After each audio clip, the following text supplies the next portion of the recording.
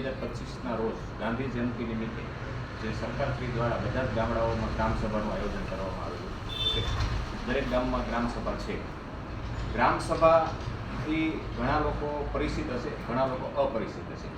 ગ્રામસભા એટલે શું? તો કે ગ્રામસભા એટલે કે માની લો કે વિધાનસભા, સંસદ સભા અને ગ્રામસભા, ગ્રામ્ય લેવલે જે યોજાય એને ગ્રામસભા કહેવાય. જેવી રીતે વિધાનસભાની અંદર ધારાસભ્યો પોતાના વિસ્તારના પ્રશ્નો રજૂ મૂકે અને એ કામ સરકારશ્રી દ્વારા કરવામાં આવતા હોય, એવી જ રીતે ગામની અંદર ગ્રામસભા યોજાય છે.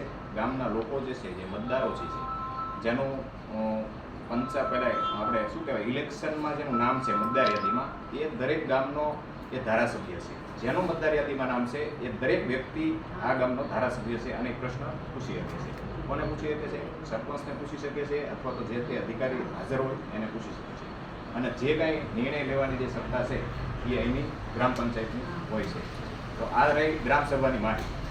પછી બીજા નંબરમાં ગ્રામસભા ઘણા વર્ષોથી થાય છે. આપણે જોતા આવીએ છીએ કે આપણો દેશ 1947માં આઝાદ થયો ત્યારથી ગ્રામસભા વર્ષમાં કમ્પલસરી 4 ગ્રામસભા હોય છે. સરકાર દ્વારા ફાળવેલી 4 ગ્રામસભા.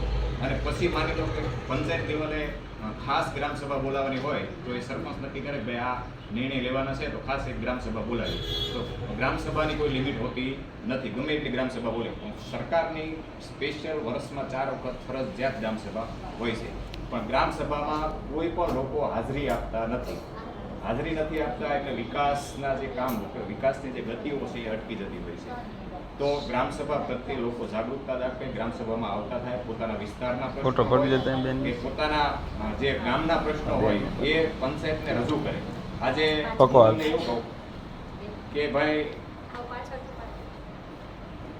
આજે આપણી ગ્રામસભા છે, અહીંયા પેલે આંગણવાડી વર્કર બહેનો જે છે, કેટલી બહેનો? આપણે 5 આંગણવાડી છે ને, કેટલી બહેનો હાજર છે? એમાંથી 5 હાજર છે.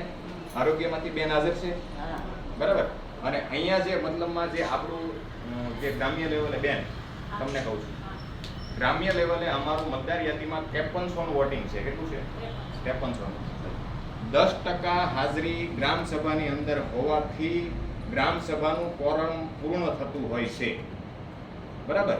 એટલે 5300 ડિવાઈડ 10% કરો એટલે 500 જણા ગ્રામસભામાં હાજર રહેવા જોઈએ તો એનું કોરમ પૂર્ણ થાય. અત્યારે આપણે અહીંયા કેટલા બેઠા છીએ? 30 થી 35. તો બેનશ્રીને મારી એક નમ્ર અરજ છે કે આજની જે ગ્રામસભા છે એમાં કોરમ પૂર્ણ થતું નથી, સંખ્યા ઓછી છે. એટલે આજની ગ્રામસભા મુલતવી રાખીએ અને અન્ય તારીખે ગ્રામસભા ફાળવવામાં આવે. એટલે આજની ગ્રામસભા છે એ મુલતવી રાખવાની છે. આજમાં કોઈ નિર્ણય લેવામાં આવશે નહીં. કરેલો હતો બધે. હા, બધાને બધી ખબર છે. જગ્યા પેલા મળે તો ઉપડાવવાનું લખાણ કરો. આપણે પોતાના બાળકો, આપણે આપણા ઘરની આંગણ આડો ભેળો હોય, આપણે કોઈ બાળકો ત્યાં બહાર નથી જવા દેતા. એના છોકરા આપણે પાણીમાં ભણે છે.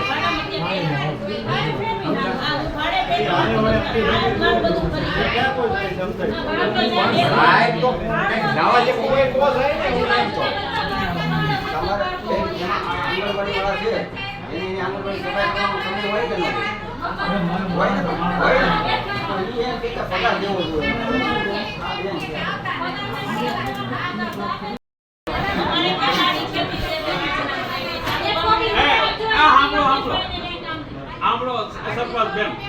આ 1 નંબરની જે બાળ મંદિર છે એની ફરતું પાણી ભરાઈ જાય છે.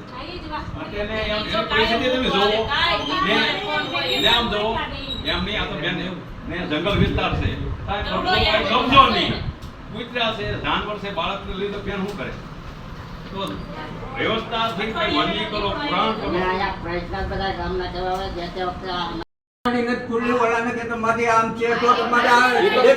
ભાઈ તો ગ્રામસભાનું કોરમ પૂર્ણ થઈ ગયું. ગ્રામસભાનું કોરમ પૂર્ણ થઈ ગયું છે. પછી ચર્ચા થઈ છે. ગ્રામસભાનું કોરમ પૂર્ણ થયું પછી ચર્ચા થઈ. એની સમય મર્યાદા હોય. ગ્રામસભાનું કોરમ પૂર્ણ થવાની સમય મર્યાદા. દાન કર્યું એટલા વર્ષની અંદર આંગણવાડી કોઈએ દાન કર્યું આખા ગામમાંથી.